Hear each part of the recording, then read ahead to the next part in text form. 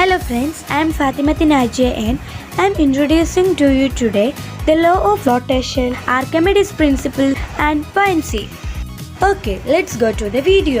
Let us first get acquainted with the law of flotation. Once a ship starts floating, the amount of water displaced is the same as the weight of the ship. This principle of flotation is known as the law of flotation. According to this law of flotation, a body is acted upon by an upward force when it is completely or partially submerged in a fluid. This upward force is equal in magnitude to the volume of fluid displaced by the floating body. Imagine a ship placed on the water surface. When the ship is loaded with weights in different locations, concentration of weight is at one point called G. The force of gravity acts vertically downwards through this point and is called the center of gravity of a ship. This force is equal to the weight of the ship.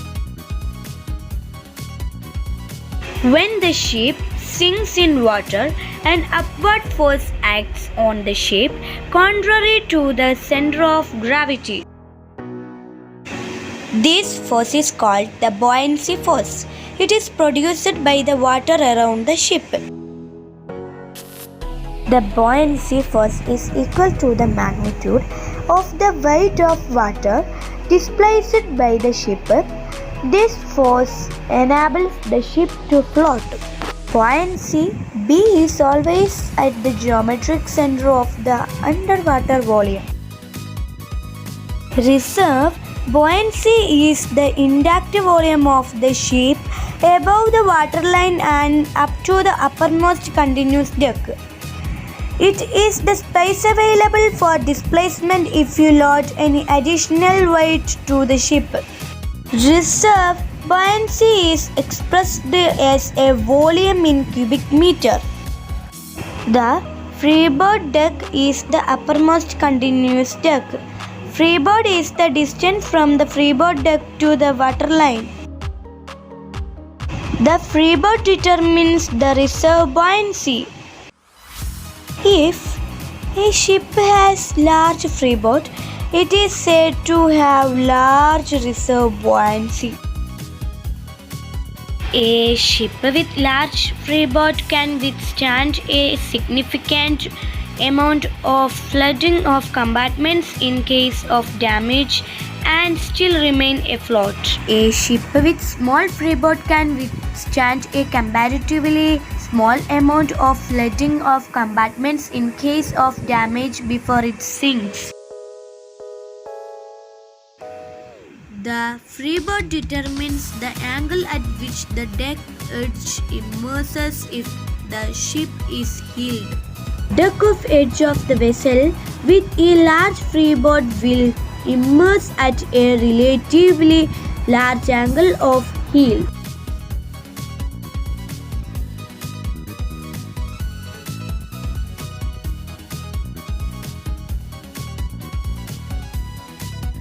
A vessel with a small freeboard will ship more seas on deck in heavy weather than a ship with a large freeboard. This endangers personnel, deck cargo and deck fittings such as hatchways. When the ship tilts to one side, the center of gravity remains the same. However, the center of buoyancy shifts from B to B1 as shown because the underwater volume is more on the heeling side of the ship. This buoyancy force acts upwards through the point B1. Metacenter M is the point where the line passing through B1 meets the line passing through G. Metacentric height is the distance from the center of gravity to the metacenter. The height of metacenter is the distance from the keel to the metacenter. Okay, now let us go to the Archimedes principle. Okay, now let us go to the Archimedes principle. Archimedes principle is the law of flotation. It is known as the law of flotation. It is expressed as a volume in cubic meter. Archimedes' principle. Why do ships float? Good question. Give me minimum 5 years to unravel its mystery. Alright, don't bother. To answer this question, we need to understand Archimedes' principle. Archimedes' principle states that an object partly or fully immersed in a liquid experiences an upward force called buoyant force, which is equal to the weight of the liquid displaced by it. It is too complicated. Okay, wait, I will explain.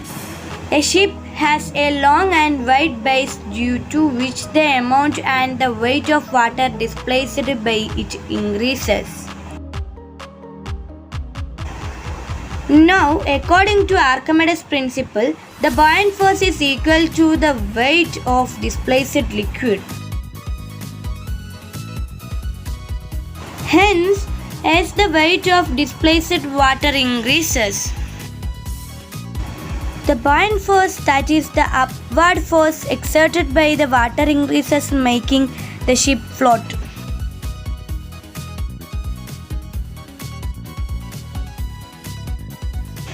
Okay, let's move on to the next part, buoyancy. Buoyancy.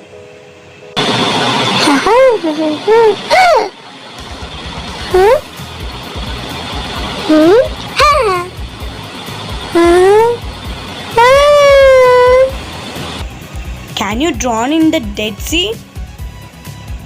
Your answer must be yes, right? You must be thinking that anybody who cannot swim will obviously drown. Whether it is a swimming pool or the Dead Sea.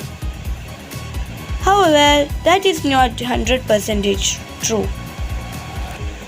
Confused. Let me explain to you. When an object is partly or wholly immersed in a fluid, an upward force is exerted by the fluid on that object. This tendency of the fluid to exert an upward force on the object is called buoyancy or upthrust. This upward force is called buoyant force. So, do you finally get it? Let me give you one more example. Place a piece of wood in water and push it downwards. What do you observe? It seems like something is pushing the piece of wood upwards, right? Water exerts an upward force on the wood. That is why the wood is getting pushed upwards. This force is called buoyant force. The tendency of water to exert that buoyant force is called buoyancy. Dead Sea has a huge amount of salt dissolved in it as compared to any other sea or ocean. The presence of this salt increases density of water present in the Dead Sea. Higher density leads to greater buoyant force. As the Dead Sea has very high density, it exerts enough amount of buoyant force to make us float on it. So, if we can float on the Dead Sea, we are definitely not going to drown in it. This video by Fatima Tanajia, and thanks for watching.